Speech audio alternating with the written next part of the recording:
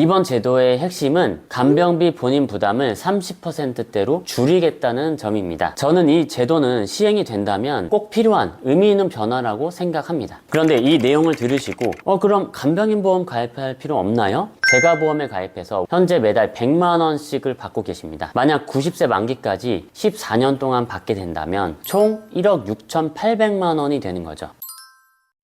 똑똑한 당신에게 질문 하나 드리겠습니다. 1번, 암 진단비 3천만 원, 월 보험료는 5만 원짜리 상품이 있고요. 2번, 암 진단비 5천만 원에 월 보험료 1만 원짜리 상품이 있습니다. 둘 중 어떤 게 더 저렴할까요? 당연히 2번이 더 저렴해 보이시죠? 그런데 여기 함정이 숨어 있습니다. 1번 보험은 보험료가 오르지 않는 비갱신형이고요. 20년만 내면 끝이죠. 2번 보험은 갱신형입니다. 보험료를 100세 만기까지 계속 내야 하고 10년마다 보험료가 변동됩니다. 나이에 비례해서 계속 인상될 수 있어요. 자, 그럼 다시 묻겠습니다. 어떤 보험이 진짜 저렴한 보험일까요? 혹시 생각이 바뀌셨나요? 여러분, 보험은 이래서 무조건 싸게만 가입하려고 하면 안 됩니다. 핵심은 싸다 비싸다가 아니라 내 상황에 맞느냐가 중요한 겁니다. 제가 고객분 10명에게 이렇게 물어봤습니다. 보험 가입할 때 가격이 중요하세요? 보장이 중요하세요? 10분 중 8, 9분은 보장이 더 중요하다고 답했습니다. 그렇다고 무조건 비싸게 또는 보장을 크게 가입하는 게 정답일까요? 꼭 그렇지는 않습니다. 저렴하게 가입하는 보험, 비싸게 많이 가입하는 보험, 이 중에서 딱 중간 균형 잡힌 보험이 핵심입니다. 이름하여 밸런스 보험이라고 이름 붙여봤는데요. 여러분들이 종합적인 보험, 종합보험을 준비하실 때 어떻게 하면 밸런스 있게 가입할 수 있는지 실제 사례에 적용시켜서 설명드릴 건데요. 대표적인 3가지 유형으로 나눠봤습니다. 첫 번째는 2030 사회초년생 그리고 직장인을 위한 밸런스 보험, 두 번째는 40대 부양가족이 있는 가장을 위한 밸런스 보험, 세 번째는 노후 준비가 절실한 5060 혹은 70대까지 부모님을 위한 밸런스 보험, 이렇게 3가지 유형으로 나눠서 말씀을 드리면 보험을 처음 접하시는 분들도 훨씬 쉽게 이해하실 수 있을 것 같은데요. 오늘 공개해드리는 설계 내용대로만 그대로 하시면 앞으로 평생 불필요한 보험료 더 늘릴 일은 없을 겁니다. 보험 광고는 생명보험 광고 심의 기준을 준수하였으며 유효기간은 심의일부터 1년입니다. 다음 사진은 실제 최근에 상담을 주신 26세 여성분에게 설계해드린 내용인데요. 딱 5가지로 구성을 했습니다. 암, 뇌, 심장, 수술비, 그리고 이식수술 3종 세트, 배상 책임까지 이렇게 해서 월 10만 6천 원입니다. 그런데 여기서 약 34% 할인을 받고 월 7만 9천 원까지 낮추는 꿀팁에 대해서도 뒤에서 설명을 드릴 건데요. 학교를 졸업하고 나서 사회생활을 시작하면 부모님이 대신 내주시던 보험료가 이제는 내 통장에서 빠져나가기 시작합니다. 사연자분도 취업을 하고 나서 보험료를 내기 시작했는데요. 그런데 보험을 새로 들기 전에 여러분이 먼저 확인해야 할 게 있습니다. 보험도 버릴 건 버리고 살릴 건 살려서 내 상황에 맞게 점검하는 게 먼저인데요. 이 사연자분의 경우는 부모님이 15살 때 1억 원짜리 종신보험을 가입해 주셨어요. 믿기시나요? 과연 15살 아이에게 종신보험이 꼭 필요했을까요? 거기다 월 보험료가 14만 원으로 상당히 큰 금액이라서 해지를 고민 중이셨는데 저희는 해지보다는 이 감액 완납을 신청을 해서 보험료를 낮추는 방법을 알려드렸습니다. 해지를 권하지 않았던 이유는 첫 번째, 벌써 수년 동안 납입을 해온 상황이고 두 번째, 탑재돼 있던 실손보험의 보장이 워낙 좋아서 선뜻 해지하기 어려운 부분이 있었습니다. 그리고 감액 완납이란 뭐냐면 앞으로 내야 될 보험료의 납입을 중단하는 대신에 보장을 줄이면서 발생되는 해지연금으로 앞으로 납부해야 될 보험료를 한 번에 완납해버리는 제도를 말합니다. 이 제도는 보통 종신보험 가입하신 분들에 한해서 해당이 되는데 이걸 안내를 드렸더니 바로 신청을 하셨고 월 14만 원이었던 보험료가 2, 3만 원대까지 확 낮아져서 부담을 줄일 수 있었습니다. 자, 그럼 리모델링을 마쳤으니 이제 이분에게 맞는 밸런스 보험을 살펴봐야겠죠. 앞서 보여드린 설계 내용을 다시 한번 보면서 설명을 드릴게요. 1순위는 암보험이죠. 암보험부터 보시면 가장 기본은 암 진단만 받아도 지급되는 암 진단비겠죠. 5천만 원 지급받는 조건으로 구성을 했습니다. 그리고 암 진단을 받게 되면 크게 3가지 치료 옵션이 있는데요. 수술로 제거하거나 약물로 공격하거나 방사선으로 암세포를 조사해서 공격하는 방법이 있는데요. 이 3가지, 즉 항암 치료비 항목 중에서는 최근에 출시된 비급여 암 주요 치료비를 1순위로 추천드리고 있습니다. 이 항목은 로봇 수술을 받거나 신약, 최첨단 방사선 치료 같은 정부 지원이 안 되는 사각지대죠. 비급여 치료를 받게 되면 보장이 되는 항목인데요. 그런데 여기서 주의할 점은 비급여 암 주요 치료비는 암 진단 시점으로부터 10년 동안만 보장되는 10년 보장형이 대부분인데, 최근에 일부 회사에서 드디어 보험 만기까지 보장을 해주는 보험 만기형을 판매하기 시작했습니다. 그런데 보험료 차이도 얼마 나지 않더라고요. 그래서 되도록이면 이 보험 만기형을 추천드리고요. 다음으로 중입자 방사선 치료 5천만 원은 꿈의 암 치료 방법이라고 해서, 기사 내용에 따르면 치료 시간은 2분 정도이고 치료 후에 환자가 느끼는 통증은 거의 없기 때문에 바로 귀가할 수 있다. 쉽게 말해서 후유증 자체를 최소화할 수 있는 치료 방법인 거죠. 그래서 연세암병원 홈페이지에서 직접 조사해 보니까 비용이 4천만 원에서 5,500만 원에 달합니다. 문제는 중입자 방사선 치료가 비급여 치료라서 정부 지원이 전혀 안 되기 때문에 대비가 꼭 필요한데요. 주의할 점은 일본 병원에 가서도 치료받을 수 있는 상품으로 가입해야 됩니다. 국내에는 아직 연세암병원 한 곳뿐이라서 치료까지 수개월을 기다려야 할 수 있지만, 일본은 이미 오래전부터 이 치료가 활발히 이루어지고 있어서 상대적으로 접근이 수월하기 때문인데요. 자, 그럼 이번에는 두 번째 2순위 항목이죠. 뇌심장 보험 항목을 보겠습니다. 뇌경색으로 혈관이 막히거나 협심증 같은 진단을 받았을 때 진단비 2천만 원을 지급받고, 수술까지 받게 되면 추가로 1,000만 원이 지급되는 조건으로 설계를 했고요. 진단비는 한 번만 지급되고 소멸되지만 수술비는 수술할 때마다 반복 보장이 되기 때문에 서로를 보완하는 구조로 함께 준비하시는 게 좋습니다. 그리고 혈전 용해 치료는 조금 생소하실 수 있는데, 혈관이 막혀서 피가 제대로 흐르지 않을 때 딱딱하게 응고된 피를 녹여주는 치료를 말합니다. 주의할 점은 이 항목을 가입하실 때 뇌경색이나 뇌출혈로만 되어 있는 게 아니라 뇌졸중 혈전 용해 치료비로 명시되어 있는지 꼭 확인하셔야 합니다. 그래야 두 질환 모두 보장받을 수 있습니다. 다음은 수술비입니다. 수술비도 종류가 굉장히 다양한데요. 개인적으로는 1에서 5종 수술비 정도까지만 준비하셔도 충분하다고 생각합니다. 1에서 5종 수술비란 수술의 난이도나 위험도가 높을수록 보험금도 그에 비례해서 더 많이 지급되는 구조인데요.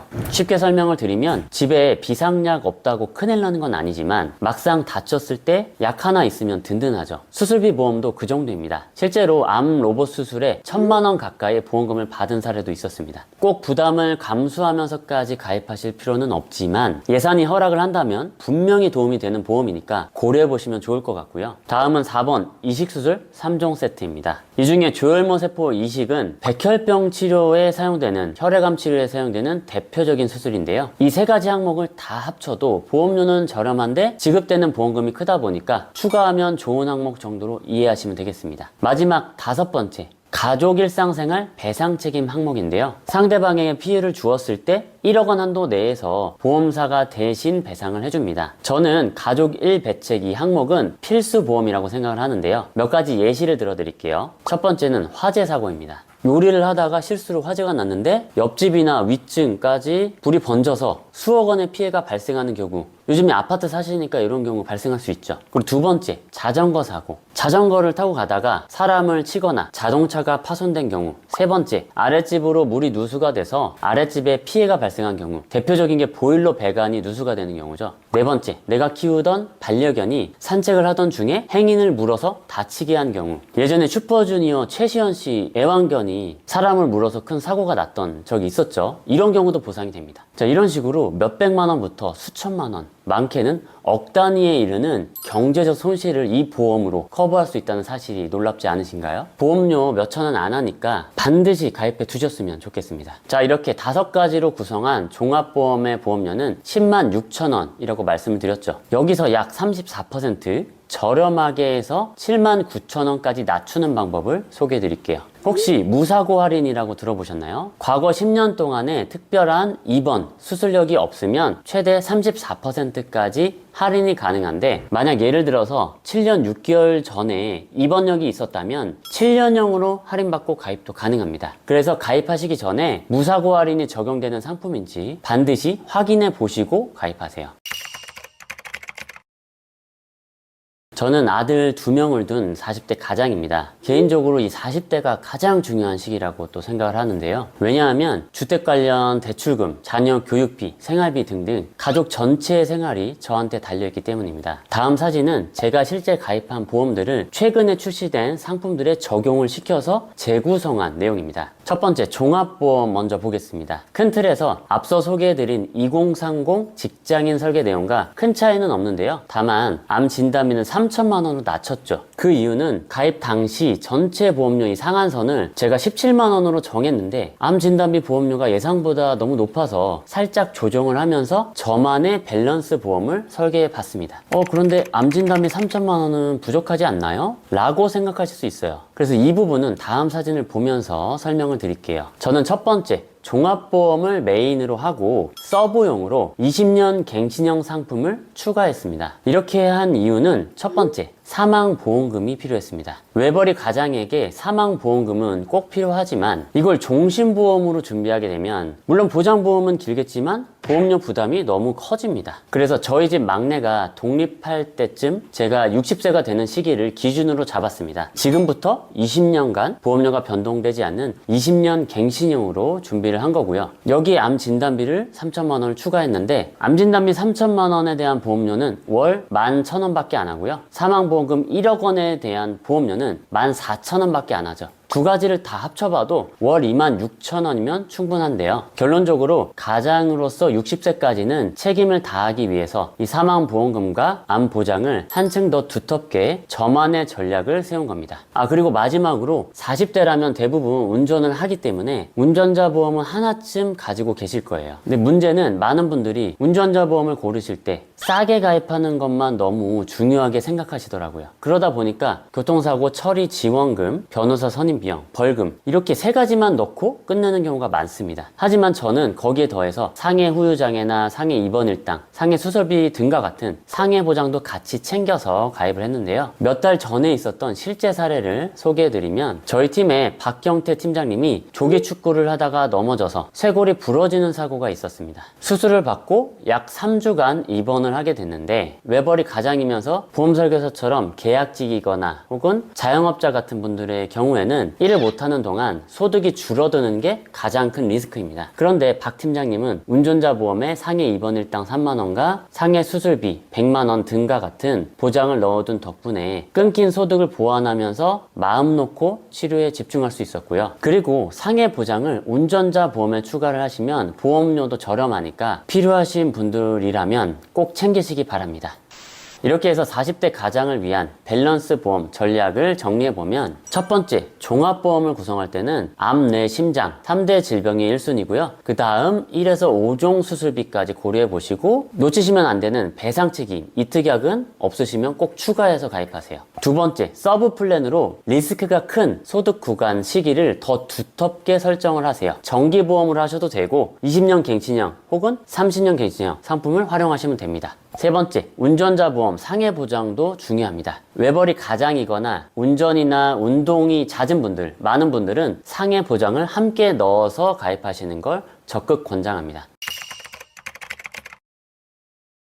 50대 이후는 상황이 달라집니다. 자녀 교육비는 줄어들고 대신 은퇴 후에 의료비, 간병비 부담이 커지죠. 실제로 60대 여성인 저희 장모님 사례인데요. 지인 설계사분이 신상품 나올 때마다 찾아와서 가입한 보험만 8건이셨고 매달 53만원씩 내고 계셨습니다.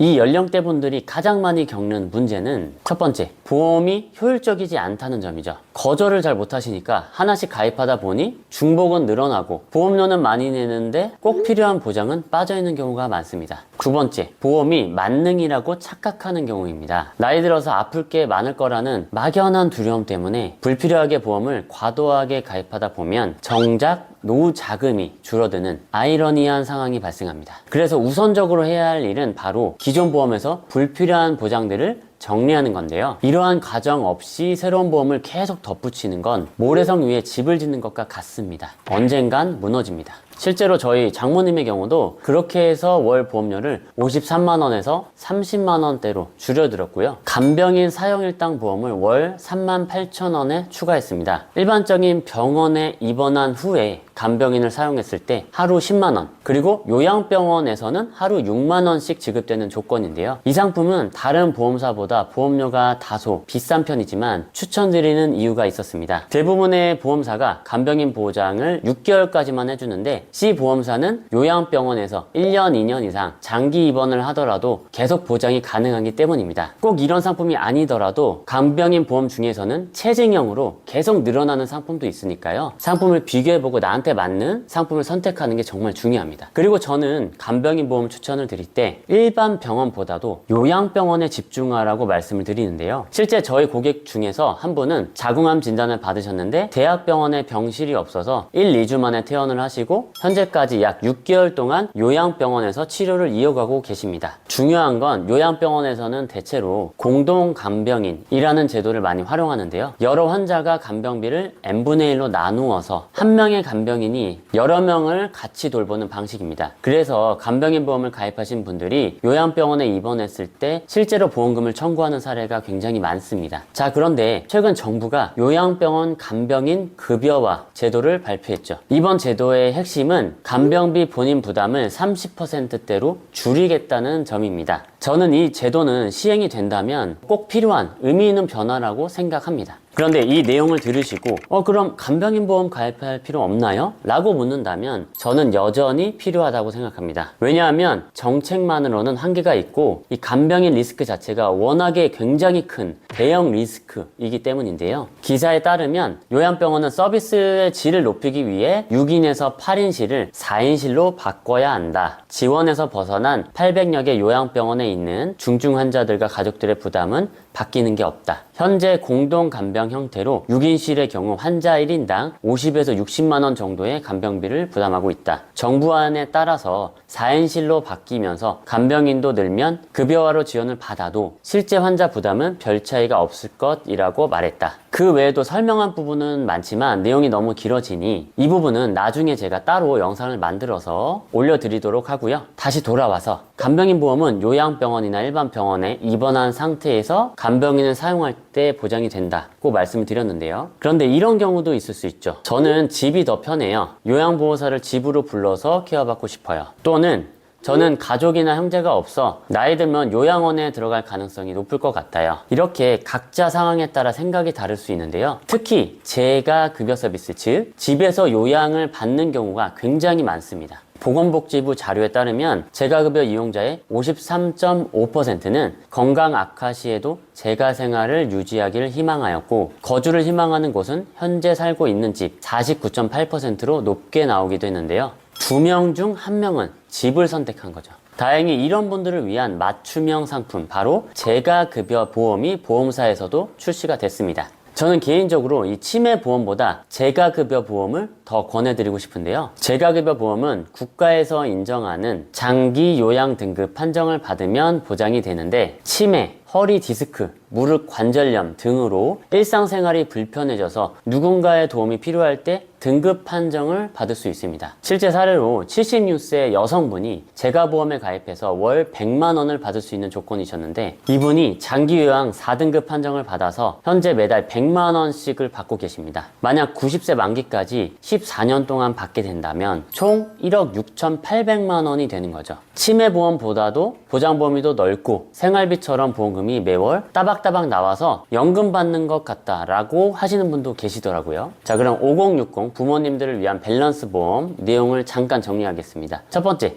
기존 보험 리모델링이 우선입니다. 중복되거나 우선순위가 낮은 보험이 있다면 과감히 정리를 하시고, 두 번째, 간병인 보험. 요양병원 장기 입원은 대형 리스크입니다. 꼭 준비를 하실 필요가 있고요. 세 번째, 재가급여 보험. 집에서 또는 요양원에 입소할 경우 보장되는 보험입니다. 여러분, 개인 PT를 받을 때 나에게 맞는 프로그램이 있듯이 보험도 나에게 맞는 전략과 밸런스가 정말 중요합니다. 앞으로는 나한테 맞지 않는 옷은 그만 입으시길 바라면서 영상 마치겠습니다. 궁금한 점 있으시거나 저와 다른 의견이 있으시면 댓글로 가감없이 남겨주세요. 감사합니다. 보험 광고는 생명보험 광고 심의 기준을 준수하였으며 유효기간은 심의일부터 1년입니다.